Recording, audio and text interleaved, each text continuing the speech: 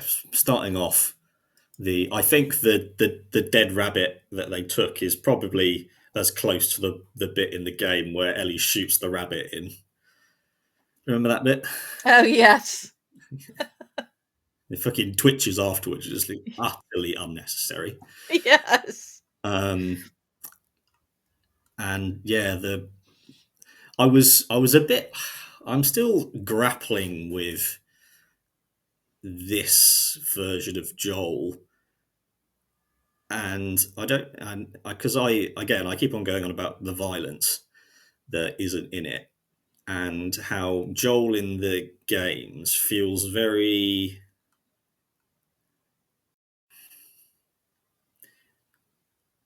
I think the word simple doesn't do it justice. He hasn't got a huge. He's not a scholar. He's not an engineer. He was a house making contractor. Yeah. I mean, I love that scene actually where she says like, "Oh, that sounds like really cool," and he's like, "Yeah, everybody loved us," and you can see him just kind of rewriting his own history, and I thought that was quite subtle and nice. Sorry, I didn't mean to interrupt you. No. It's so we know he likes guitars. He likes music. He likes coffee, and he loves his brother, and he loves Ellie, and he loved Sarah. Those are and he likes shitty action movies. So that's the spectrum of what we know about him. And so we're sort of left with, like, we don't know how complex he thinks, how deep he thinks. We know how he feels, and that is played out through the actions he takes. But with this, I don't know whether it's just because Pedro Pascal is so lovely and empathetic. He seems to have a more complex internal life. It feels like he thinks and catastrophizes a lot more, which partially makes him feel a lot softer than the original Joel. And the scene where he is, sure, now we'll move on to that. We'll go with the first half of the episode. What did you think of the initial bit and coming to the town and the reuniting with Tommy?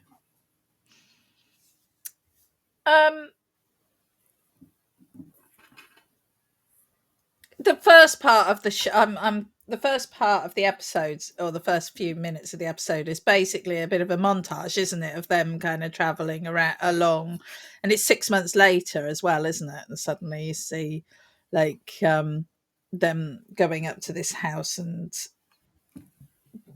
it's not even them, is it? It's the owner of the house coming up to the house, and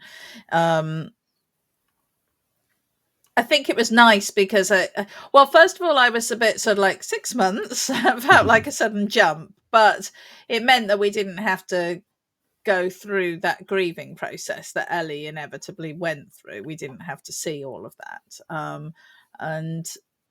And so they could just kind of gloss over that and move on. But it also seemed that they were working towards a closer relationship. I felt that there was sort of like more bonding had gone on between them. They had got into a routine with one another, that Ellie was holding up her end of the relationship a bit better, and she was more mature and more actively involved in protecting them, working towards that. It feels like they had quite a positive relationship that had built up over those 6 months. And I think also the fact that 6 months had passed just gave a real feel for the enormity of the task that they're doing, because it's very easy to just think that like a few days have passed. And I think in these kind of shows, time is very timey-wimey, to use a Doctor Who reference. Yeah, I mean, it all feels a bit amorphous. You don't really know. It's like, was that 2 days or 3 months? You know, it's very difficult. So I think it kind of gave the idea of this enormity, and I think it kind of gave the idea that they have reached a sort of comfortable alliance with one another. But I'm hesitant about it, because the way that things pan out in the sort of second half of the episode, I feel like that was the wrong the wrong assumption for me to make, the wrong impression for me to get. But what do you think? I think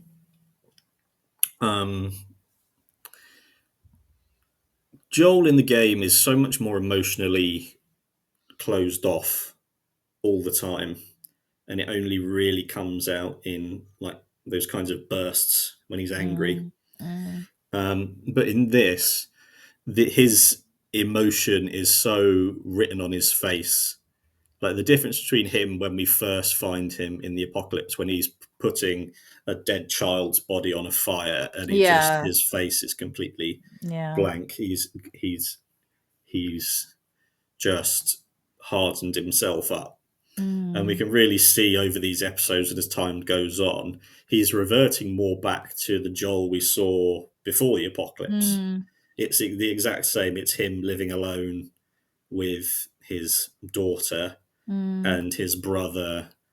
He has to go and bail him out of jail. His brother goes off and gets lost on things. So that dynamic is the same. Yeah. And what happens when you repress emotions is they don't go away, they get stronger. And then when you start opening them out again, as Joel has been doing over the course of this journey, that's why he's having these nightmares, all those old feelings that the only way he could survive was to push them down. As he emotionally grows again, that's why it culminates in that incredible scene between him and Tommy, when he goes, he can't remember what happens in the dreams, but he just feels like he's lost something. And that's such an excellent bit of storytelling, because he doesn't. It's not as simple as going, "Oh, I see her getting killed and I can't do anything." It's going, "I don't know what happened. I don't know what happened." And I keep on freezing. And so that means that every night he has those dreams and he wakes up with that, "Oh shit." And it just builds and builds and builds and builds and builds. And his emotional literacy is so much more than like in-game Joel's. It's interesting actually, because so in this episode he has a couple multiple panic attacks, and he portrays them really well, because you could equally think he was having a heart attack, and a serious panic attack can have people rushing to hospital because they think that they are having a heart attack.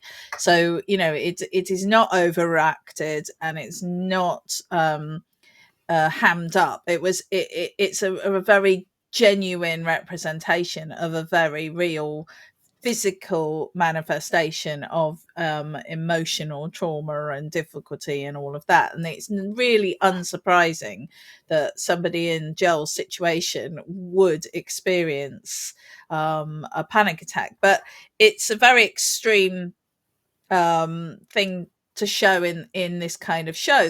We very rarely see that. We're always sort of told like, oh well, you know, the end of the world has happened and everyone's just getting on with it, and you know, like vying for um, political power and all of that. But the reality is that they're living in this extremely stressful scenario. So probably in the real world, in that situation, everyone will be having panic attacks constantly.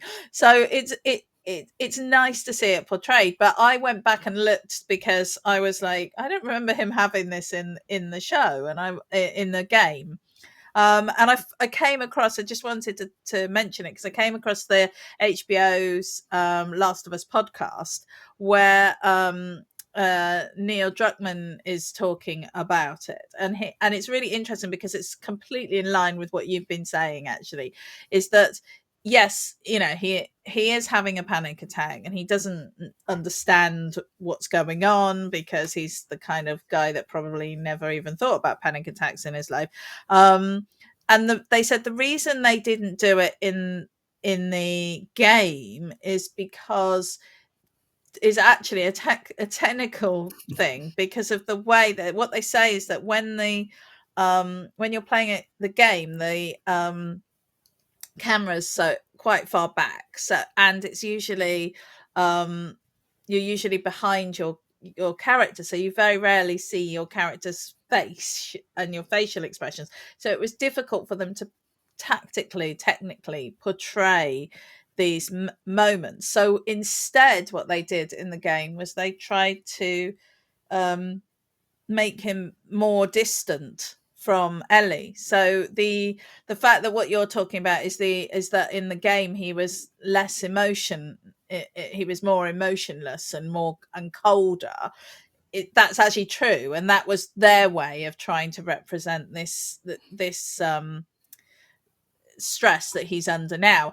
And I think that these are the sorts of moments that show the age of the game and show how our understanding of mental health and emotional expression and men's ability to be emotional and to show emotion has shifted in the last 10 years to a more accepting space. I mean, we've still got a long way to go, but I think we are in a more accepting space than we were. So it's all right for Joel to be this sort of macho alpha male type guy and have panic attacks. We're okay with that. That's an okay thing. Whereas I think 10 years ago, that would have been harder for them to get away with in the game. That would have been harder for them to explain, even aside from the technical practicalities of it. So I think it's quite interesting because what you're describing is exactly in line with what is exactly in line with what happened as far as the team behind it. So I love being right. well done.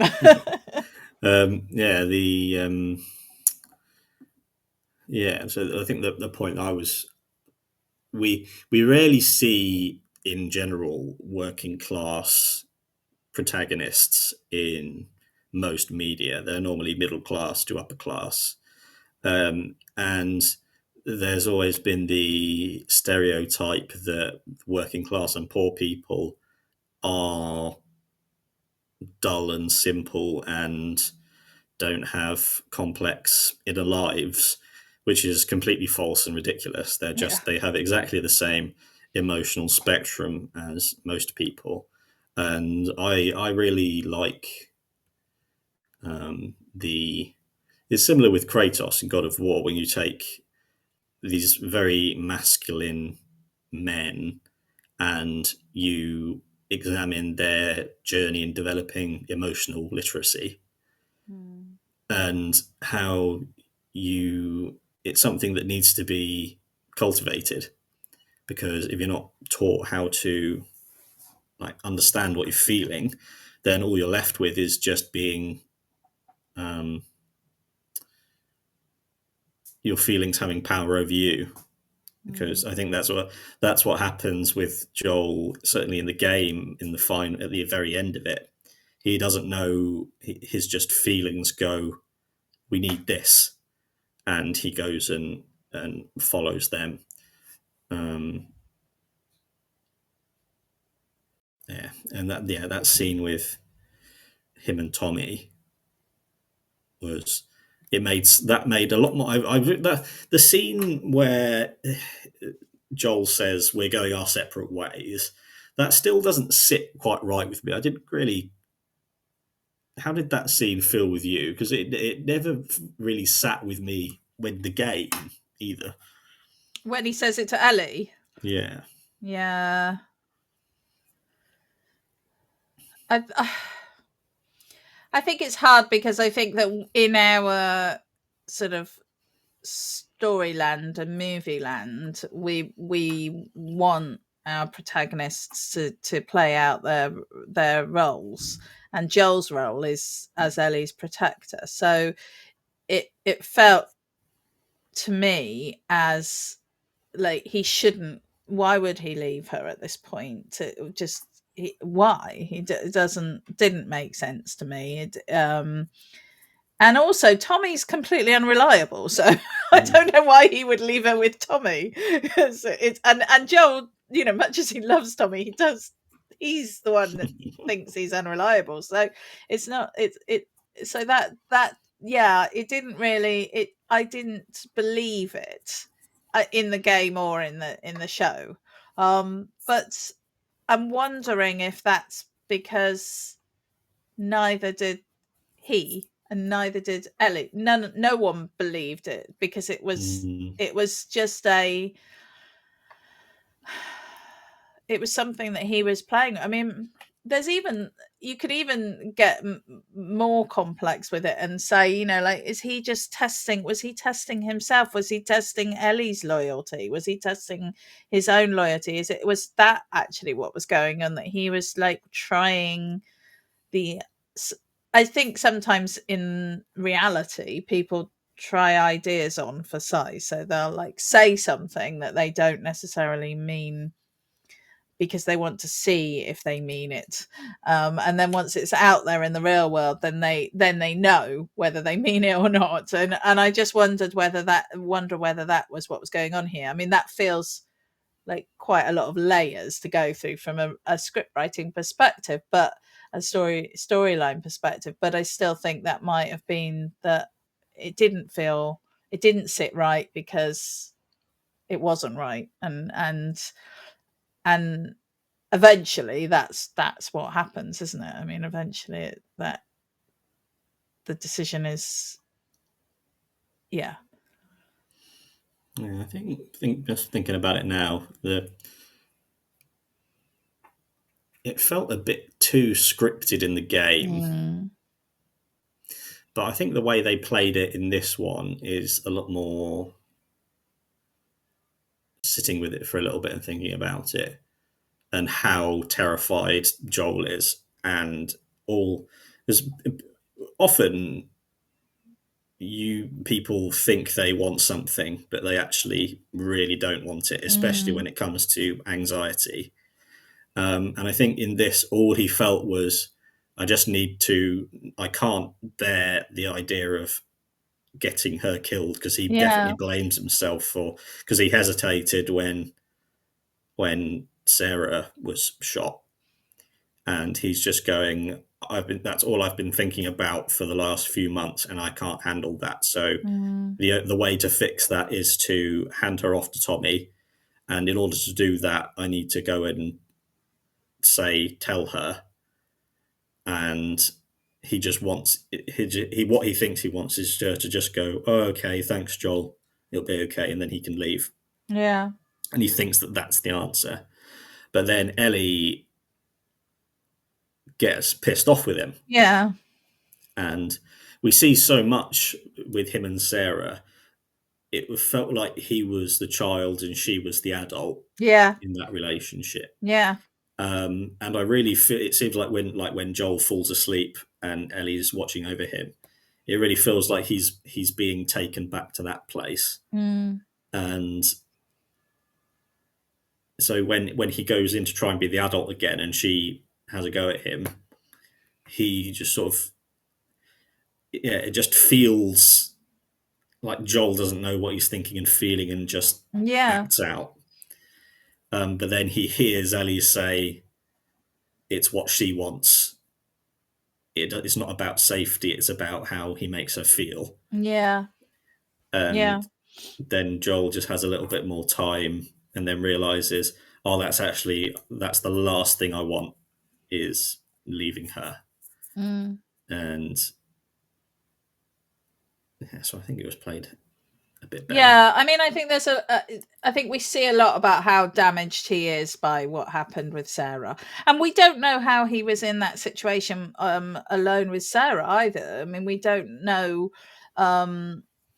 so much about, you know, all of that. Like, there's a whole heap of stuff that's sort of left unexplored, and he's it. I think that whole scene, I mean, there were no infected in that whole episode. There was No. like nothing. And I think that was, yeah, it was an interesting exploration. I think we got to see a lot more of their relationship, and how, yeah, like you say, how he is slowly kind of dealing with his loss and coming back to himself, perhaps a little bit, sort of defrosting slowly. Yeah.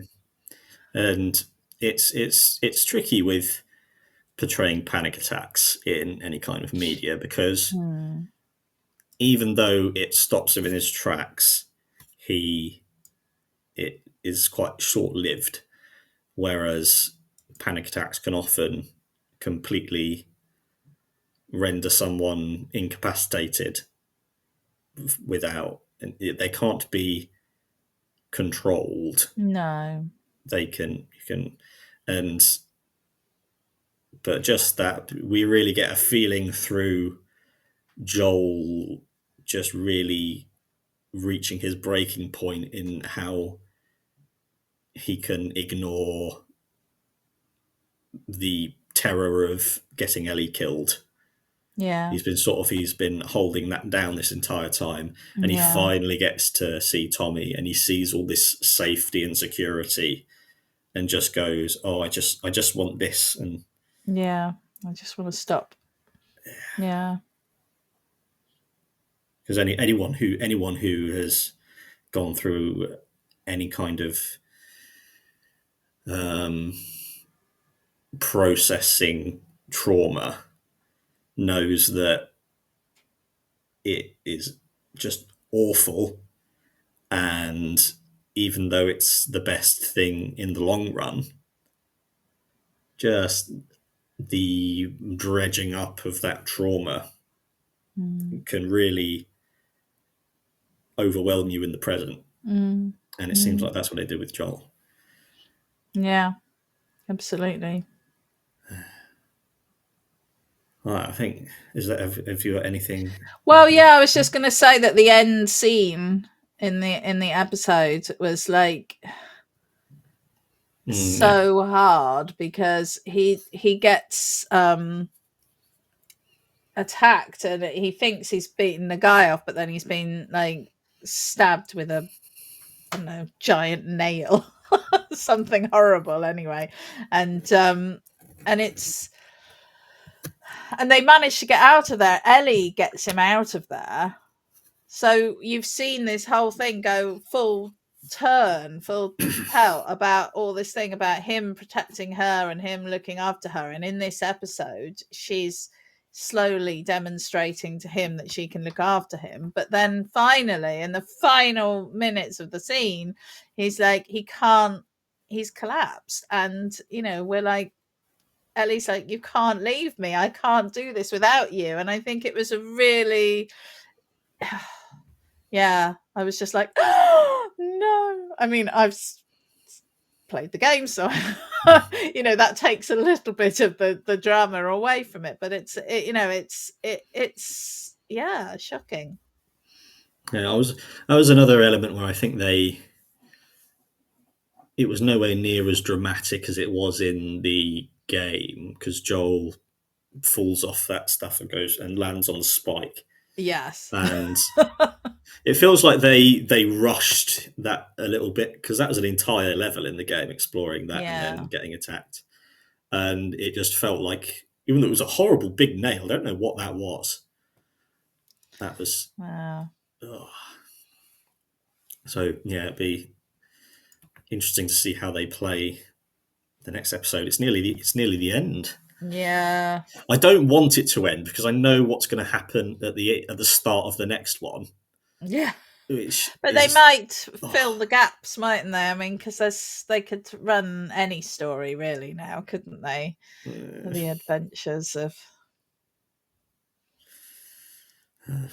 Well, Anyway. until then. Right, thank you everyone for watching or listening. You know where to find us and when to find us every Thursday at 7 p.m. wherever you want to watch or listen to us. We've been Matt and Jem. Until next time, bye-bye. Bye. We hope you enjoyed that episode of Gaming the System. If you want to support us, you can visit our Patreon at patreon.com/gamingthesystem, where you get access to all our monthly Patreon-only episodes.